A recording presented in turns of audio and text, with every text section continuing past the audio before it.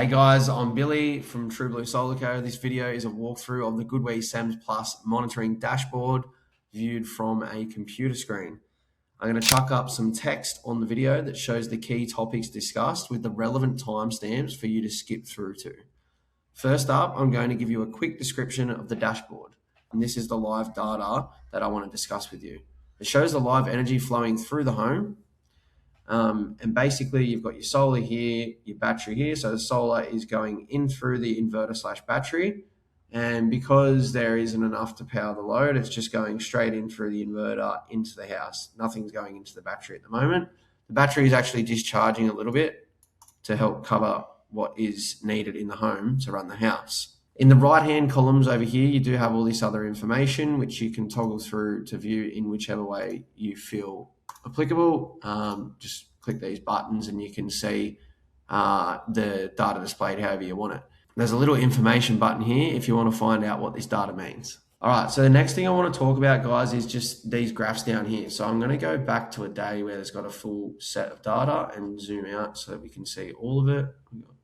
Middle of the night. Beautiful. Okay, that's all good. First of all, this one up with these are on the same time span, these graphs. They're same day, same time. They're just showing different data and they both have a different y-axis.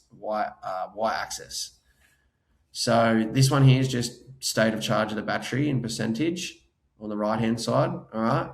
And the state of charge is indicated by the blue line. So right now it's at 85 on this data point where I've got my mouse.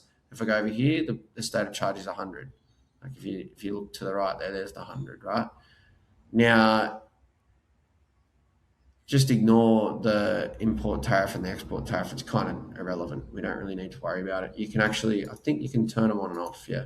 So all you really need to know is the battery state of charge. That's the most interesting thing there.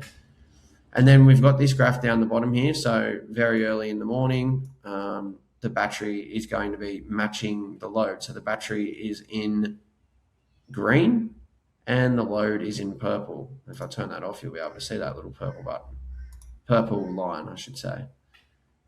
You can see that they're equal, right? 1.23 kilowatts at the same point. Now, if we go through to this time period here, the PV started working. You can see the PV climbs up through the day, peaks in the middle of the day, and drops back off in the afternoon. Now, you can see here the PV is producing 4.15 kilowatts. The load is using 0.4 kilowatts. And there's a little bit left, 3.74 kilowatts to go into the battery. Just ignore the rounding errors there, but basically that's exactly how it works. You can see the green line is now actually below zero, and the green line is indicating that the battery is charging rather than discharging. When the green line is above zero, like here, for example, the battery is discharging and powering the load. And at this point here, we've got a mixture of both the PV and the battery powering the load in the house. And as you can see, the grid basically is never being used. We're only ever exporting into the grid on this day. Next, I want to talk about some of the settings you should be familiar with. So this first one that's really important for everyone is backup mode. We need to enable it so the system can power the home in case there is a blackout. So go to the dashboard, select devices, click on the device name for the all-in-one inverter, all right? Scroll down and click more control, hit energy management, go to working mode and enable backup mode. This one's already been enabled, so all good there. The next thing that I want to talk to you guys about is the reserve capacity of the battery. This is the amount of energy the battery will save in reserve in case there is a blackout, okay? So we normally recommend 5 to 10%, so you can use your battery to its full potential. But if you're in an area that experiences more blackouts than normal, then you might want to lift your reserve capacity much higher. It's totally up to you. Click out of the more control window next to the battery. Select the button that shows the battery information.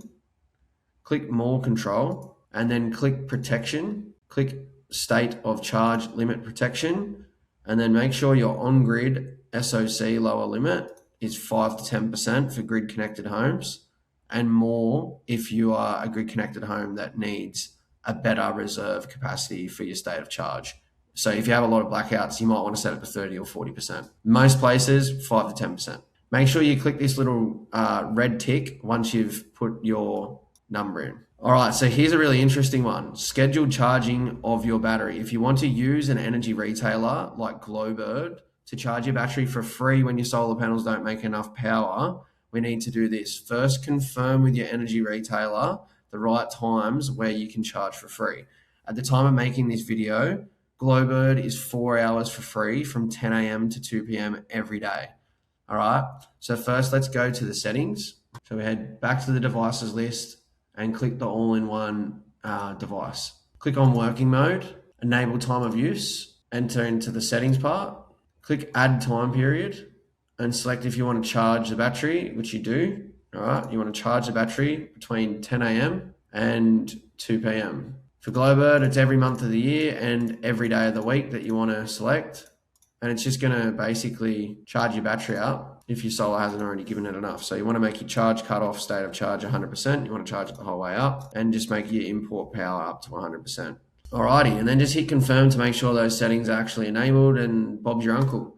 The other one, what you can do, you can add more time periods if you need to. You can add, I think there's up to 8 time periods you can add, and you can charge or discharge. Okay, so you select whatever you want. If you want to discharge a little bit of your battery for an hour or two in the afternoon, you can discharge your battery. Some retailers might offer 15 cents per kilowatt hour for an hour or so. Just be careful you don't drain your whole battery, all right? So if you're going to do it in an hour from 6 p.m. to 8 p.m., which would be 2000. Let's just say if you've got a 10 kilowatt inverter, you're going to do that for 2 hours, you're going to lose up to 20 kilowatt hours of power there, okay? So if you put this at 50%, then you're only going to discharge at 5 kilowatts an hour. So it'll be 5 times 2, which is 10 kilowatt hours will go into the grid during that time. This battery discharge power is relevant to your actual inverter capacity, right? Now, if you've got a 10 kilowatt inverter and you discharge at 50%, that means that you're going to discharge at 5 kilowatts between those times, okay? So for 2 hours, your battery will discharge at 5 kilowatts. That means that you will discharge 10 kilowatt hours during that time. If you had a 15 kilowatt inverter, it would discharge at 7.5 kilowatts for 2 hours, which will discharge 15 kilowatt hours into the grid. Make sure you click confirm to ensure that those settings are actually done. And that's that for scheduled charging. Next is how to connect to a VPP. At the time of recording this video, there is no universal way to connect to a VPP through GoodWe SEMS Plus monitoring application. If you're interested in jumping in early, you can go to goodwe.com.au/Amber VPP, which is actually written here for you. And follow the instructions to join the waitlist. For other VPPs, you will need to check with the VPP operator if your system is compatible and follow their specific instructions for activation. That's it, guys. Thanks for watching. Please drop your comments below if you have any questions. We'll get this thread going, which is also really helpful for other people thinking the same thing. Have fun with your solar and battery setup.